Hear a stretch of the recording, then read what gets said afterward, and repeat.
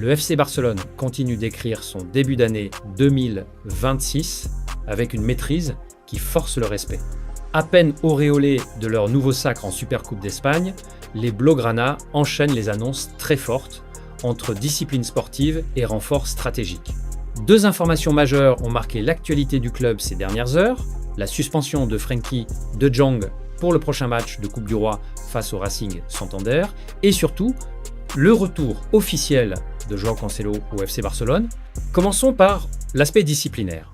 Frenkie de Jong manquera la rencontre de Coupe du Roi après avoir écopé d'un match de suspension.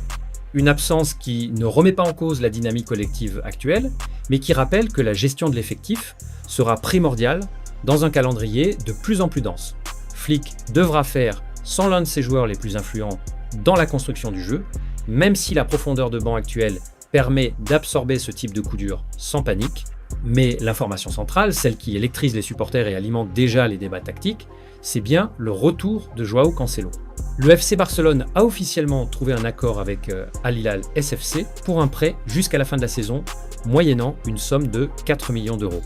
Un montant relativement modeste, surtout au regard de la qualité et de l'expérience du joueur, et qui témoigne d'une opportunité de marché parfaitement exploitée par la direction sportive. Joao Cancelo n'est pas un inconnu à Barcelone. Le latéral portugais avait déjà porté le maillot blaugrana lors de la saison 2023 à 2024 sous les ordres de Xavi Hernandez. À l'époque, il avait séduit par sa qualité technique, sa capacité à jouer des deux côtés et son apport offensif constant. Son retour s'inscrit aujourd'hui dans un contexte bien différent, un nouveau cycle, un nouvel entraîneur et un Barça plus structuré, plus pragmatique, mais toujours fidèle à son ADN. Hansi Flick ne s'en est pas caché.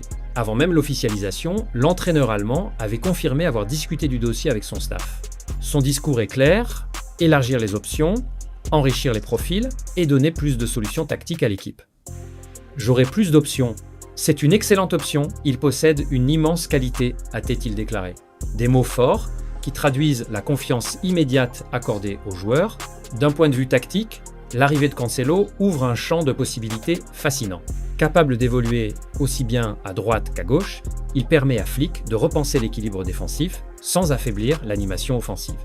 Jules Koundé pourrait, selon les besoins, être repositionné en défense centrale, même si ses performances récentes au poste de latéral droit sont excellentes.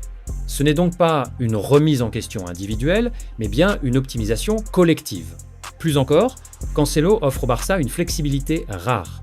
Dans certaines configurations, il pourrait évoluer très haut, presque comme un ailier supplémentaire, libérant ainsi Lamine Yamal ou Rafinha pour des rôles plus axiaux, là où leur créativité et leur percussion font des ravages. Flick pourrait également alterner entre une défense à 4 et une défense à 3, selon l'adversaire ou le scénario du match.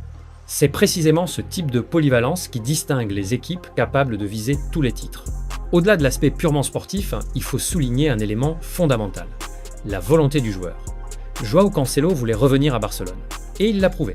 Selon plusieurs sources fiables du marché des transferts, dont Fabrizio Romano, un accord existait entre Al Hilal et l'Inter Milan pour un échange de défenseurs, mais Cancelo a bloqué l'opération.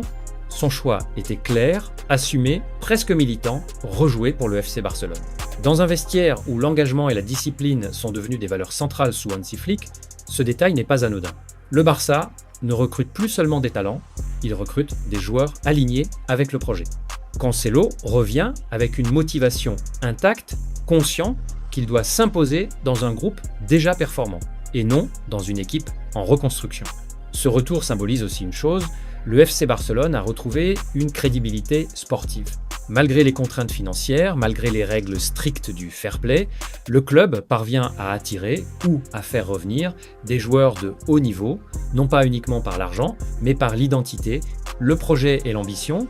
En conclusion, Joao Cancelo n'est pas un simple renfort d'hiver. Il est une pièce stratégique dans le puzzle de Hansi Flick. Un joueur capable de faire basculer un match, d'offrir des solutions inédites et d'élever le niveau d'exigence collectif. Associé à un Barça en pleine confiance après son nouveau titre en Supercoupe, son retour pourrait bien être l'un des tournants majeurs de cette saison. C'était Planète Classico, à très bientôt.